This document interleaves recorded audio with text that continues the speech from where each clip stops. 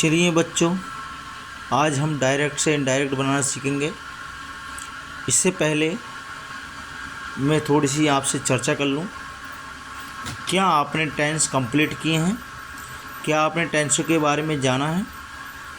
नहीं जाना है तो टेंस 3 प्रकार के होते हैं। Number 1 present tense, number 2 past tense और number 3 future tense. Present tense, past tense और फ्यूचर टेंस, इनके प्रत्येक टेंस के 4 काइंड्स होती हैं। प्रत्येक टेंस की 4 काइंड्स होती हैं। Number 1 indefinite, number 2 continuous, number 3 perfect और नंबर 4 परफेक्ट कंटिन्यूअस। इन सभी की 4 मिलाकर टेंस होते हैं 12।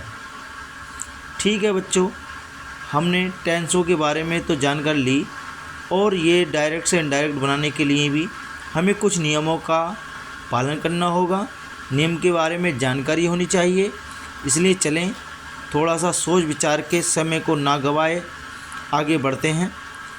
ध्यान दीजिएगा, अगर आप कोई सी भी कड़ी छोड़ते हैं तो इसमें आपका कहीं ना कहीं पढ़ाई में विविधता आ सकती है।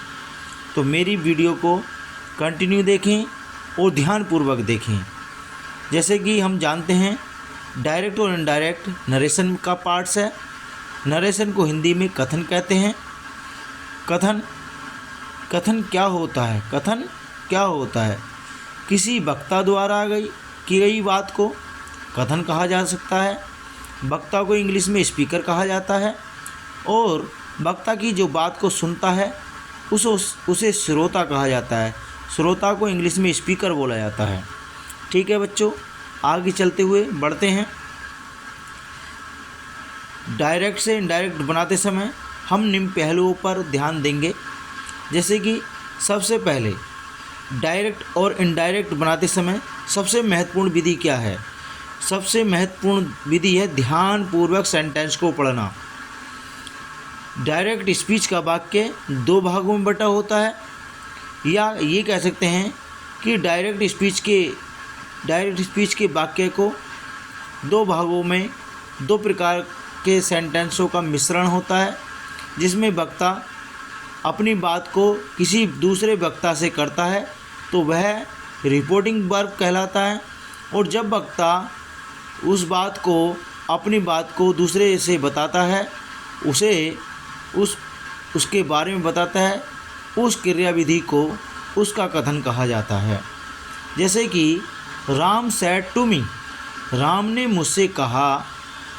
ये तो राम ने मुझसे कहा, ये कथन हुआ। किसने किससे कहा? क्या कहा? I am going to Lucknow. उसने कथन कहा कि मैं लखनऊ जा रहा हूँ। तो ये उसका रिपोर्टेड स्पीच का सेंटेंस हुआ। इससे समझ में आया कि जिसमें वक्ता दूसरे व्यक्ति से बात करता है, मतलब जिसमें वक्ता अपनी बात को किसी दूसरे व्यक्ति से बताता है, वह रिपोर्टिंग वर्ब होती है। और जो कथन कहा जाता है, जो इन्वर्टेड कोमा में रखा जाता है, उसे रिपोर्टेड स्पीच कहा जाता है। ठीक है, बिना समय बताए हुए आगे। ठीक है बच्चों, जैसे कि डायरेक्ट और इनडायरेक्ट जब हम सेंटेंस बनाते हैं तो उसके लिए 2 बातें ज़रूरी होती हैं कि डायरेक्ट से डायरेक्ट बनाते समय हम कौन सी चीज़ों को हम ध्यानपूर्वक पढ़ना चाहिए, किस चीज़ पर ध्यान देना चाहिए। तो मैं आपको बिल्कुल ठीक बात बताता हूँ। सबसे पहले रिपोर्टिंग वर्ब को ध्यानपूर्वक देखना चाहिए। यदि रिपोर्टिंग वर्ब में सेज टू हो, क्या हो बच्चों? सेज टू, या बिल से हो, तो आप समझाइए एस और यस का प्रयोग प्रेजेंट टेंस में होता है, प्रेजेंट डेफिनिट टेंस के वाक्य में होता है, और बिल और सेल का प्रयोग फ्यूचर टेंस में होता है। तो इसका मतलब कहने का मेरा तात्पर्य ये है, यदि रिपोर्टिंग वर्ब प्रेजेंट या फ्यूचर टेंस में दी गई हो तो रिपोर्टेड स्पीच के वाक्य में कोई परिवर्तन नहीं होता है। ठीक है, सबसे पहले समझने की बात यह है, परिवर्तन कब होता है? परिवर्तन जब होता है जब रिपोर्टिंग वर्ब में रिपोर्टिंग वर्ब का सेंटेंस पास्ट टेंस में दिया गया हो। जैसे कि यहाँ पर एक सेंटेंस है, पायल सेड डैट। यहाँ आपका ऊपर दिया हुआ है पायल सेड, पायल ने कहा, आई एम प्लेइंग, मैं खेल रहा हूँ। तो ये सेज की सेकंड फॉर्म है सैड, से की सेकंड फॉर्म है सैड। तो इससे इसका मतलब हुआ है कि ये पास्ट टेंस में है। यदि रिपोर्टिंग वर्ब का सेंटेंस पास्ट टेंस में हो, यदि रिपोर्टिंग वर्ब पास्ट टेंस में हो तो रिपोर्टेड स्पीच के वाक्य में कोई परिवर्तन नहीं होता है। ठीक है बच्चों, सही बात है। आगे चलते हुए हम बताते हैं कि रिपोर्टेड स्पीच के वाक्य में क्या क्या परिवर्तन होता है यदि रिपोर्टिंग वर्ब का टेंस पास्ट टेंस में हो। तो क्या क्या परिवर्तन होता है। नंबर 1, सबसे पहले अगर वाक्य में सैड अकेला है, जैसे कि इसमें पायल है, पायल के साथ क्या है सैड, अगर सैड अकेला है तो इसे जियो का त्यों रखेंगे, कोई सैड का कोई परिवर्तन नहीं होगा। ये केवल जब करेंगे जब आपकी सेंटेंस असर्टिव सेंटेंस में दिया गया हो, सैड का सैड रहेंगे। यदि सैड के स्थान पर सैड टू हो, सैड टू हो, सैड के स्थान पर क्या हो बच्चों सैड टू, तो सैड टू को टोल्ड में बदल दिया जाता है। ठीक है बच्चों, पीछे तक आवाज़ पहुंच रही है मेरी।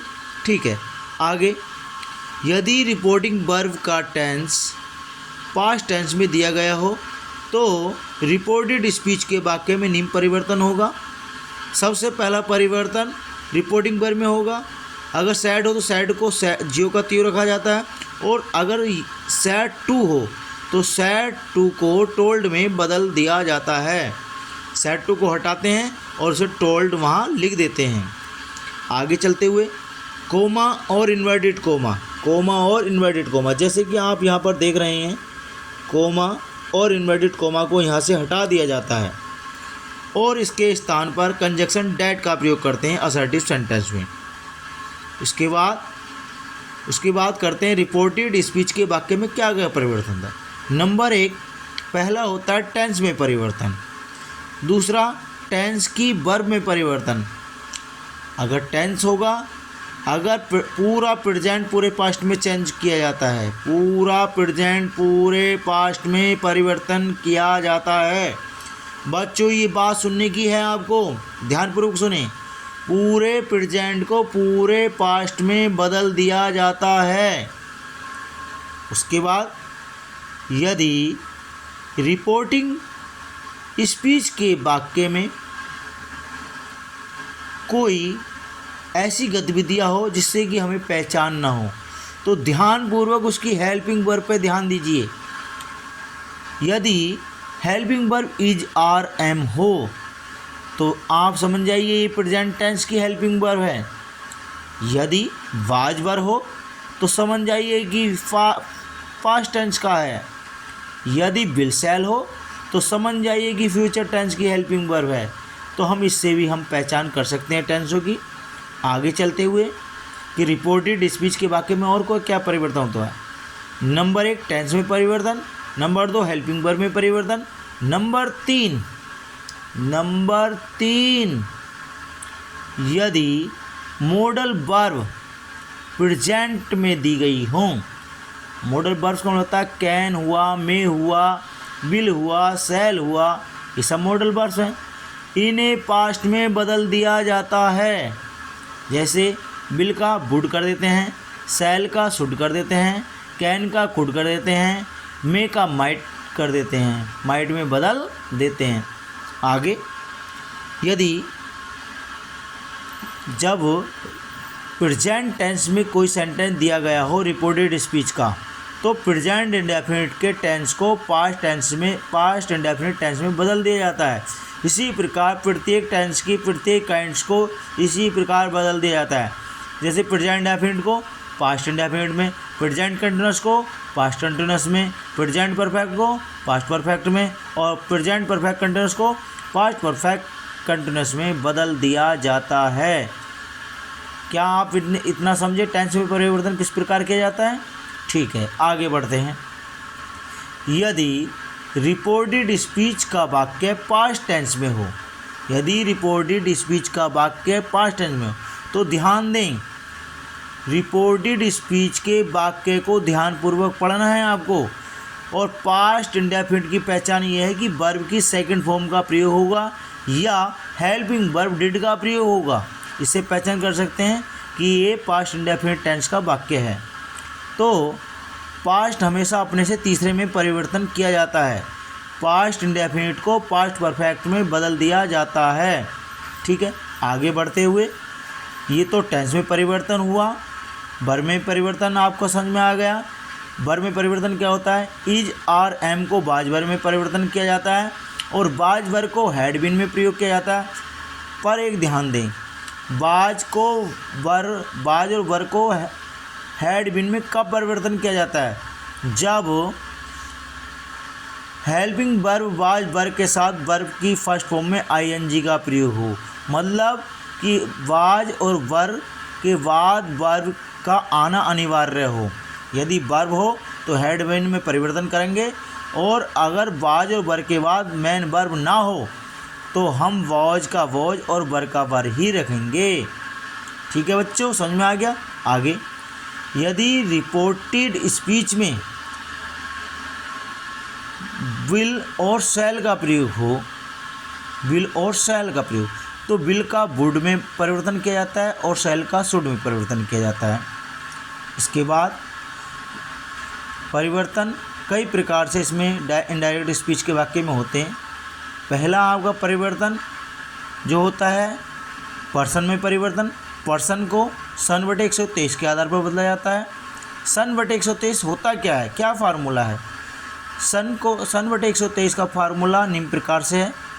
सन S for subject, O for object, N for no change, first for first person, two for second person, three for third person. मतलब अगर वाक्य में फर्स्ट पर्सन दिया गया हो, जैसे कि फर्स्ट पर्सन हुआ यहाँ पर, आप यहाँ पर देख सकते हैं आई, क्या दिया हुआ है बच्चों? आई। तो आप कह सकते हैं कि फर्स्ट पर्सन को सब्जेक्ट के अनुसार बदला जाता है। सब्जेक्ट कहाँ देखा जाएगा? आपका सब्जेक्ट देखा जाएगा रिपोर्टिंग वर्ब में। फर्स्ट पर्सन को सब्जेक्ट के अनुसार बदला जाता है और सेकंड पर्सन, मतलब सेकंड पर्सन का मतलब होता है जैसे कि यू दिया हुआ है, सेकंड पर्सन को ऑब्जेक्ट के अनुसार बदला जाता है। ऑब्जेक्ट सेकंड पर्सन को काय के अनुसार बदला जाता है? ऑब्जेक्ट के अनुसार। अगर कोई थर्ड पर्सन दिया गया हो तो थर्ड पर्सन में नो चेंजिंग के रूप में रखा जाता है, मतलब उसका कोई परिवर्तन नहीं होता है। ठीक है बच्चों, ये रूल्स हैं, इसे ध्यानपूर्वक समझते रहिए। फिर उसके बाद पर्सन किसके बाद पर्सन कैसे बदला जाता है? पर्सन को किस प्रकार बदल दिया जाता है? पर्सन को सन बटे 123 के आधार पर बदला जाता है बच्चों। पर्सन को सन बटे 123 के आधार पर बदला जाता है। अभी मैंने बताया सन की full form S for subject, O for object, N for no change, first for first person में आता आई और वी। फिर सेकंड फॉर सेकंड पर्सन में आता you, Y O U, second person में आता यू। थर्ड पर्सन में चाहे आपका ही हो, सी हो, इट हो, दे हो, ये एक्सेट्रा ये आते हैं आपके थर्ड पर्सन में। इनमें कोई परिवर्तन नहीं किया जाता। ठीक है बच्चों, अब आगे चलते हुए, ये तो हुआ पर्सन में परिवर्तन सन बटे 123 के आधार पर बदला जाता है। उसके बाद आपका आगे करते हुए हम पढ़ते हुए ये क्लियर करते हुए चलेंगे। पहला परिवर्तन टेंस में परिवर्तन, दूसरा परिवर्तन हेल्पिंग वर्ब में परिवर्तन। हेल्पिंग वर्ब में परिवर्तन निम्न प्रकार से होता है, आपको बताया है। अगर मॉडल वर्ब्स है तो मॉडल वर्ब्स के अनुसार परिवर्तन होता है और हेल्पिंग वर्ब है तो हेल्पिंग वर्ब के अनुसार परिवर्तन होता है। आगे चलते हुए आपको बताया गया है पर्सन को सन बटे 123 के आधार पर बदला जाता है। आगे पर्सन के बाद आता है निकटता सूचक शब्दों का दूरी सूचक शब्दों में परिवर्तन। होते क्या हैं निकटता सूचक शब्द? निकटता सूचक शब्द वह होते हैं जो पास की चीज़ों को दर्शाते हैं, जैसे दिस का क्या करते हैं बच्चों? डैट। हेयर का देयर, नाउ का देन, यस्टरडे का द प्रीवियस डे, टुमारो का द नेक्स्ट डे। ये सभी शब्द जो हैं जो मैंने अभी बताए हैं ये सब निकटता सूचक शब्द हैं। और निकटता सूचक शब्दों को दूरी सूचक शब्दों में परिवर्तन किया जाता है। ठीक है बच्चों, बाद में इन्वर्टेड कॉमा को हटा दिया जाता है और लास्ट में फुल स्टॉप लगा दिया जाता है। ये रूल्स असर्टिव सेंटेंस के थे। असर्टिव सेंटेंस के बारे में आपने अभी पढ़ा और हम एक्सरसाइज बनाना सीखेंगे। नेक्स्ट वीडियो में आपको एक्सरसाइज बनाना सिखाऊंगा, तो इस पर ध्यान देंगे और सभी बच्चे इस रूल्स को फॉलो करेंगे और लिख कर देखेंगे। कोई अगर समस्या आती है तो मुझे कमेंट्स करें और मुझे बताएं, जिससे कि मैं आपका उत्तर संतुष्टपूर्वक, सावधानीपूर्वक, साधारण रूप से बता सकूं। सीधा सीधा आप जवाब दें, कमेंट्स करके जवाब दें। अगर किसी बच्चे को कोई समस्या आती है तो वह अपना मैसेज के द्वारा, कमेंट्स के द्वारा अपना जवाब लिखकर भेज दे, जिससे कि मैं उसका समाधान कर दूं, सॉल्यूशन कर दूं। ठीक है, नेक्स्ट वीडियो में मिलेंगे कल। ठीक है, इस चीज़ का ध्यान रखें। कोई समस्या है तो आप कमेंट्स ज़रूर करें। ओके।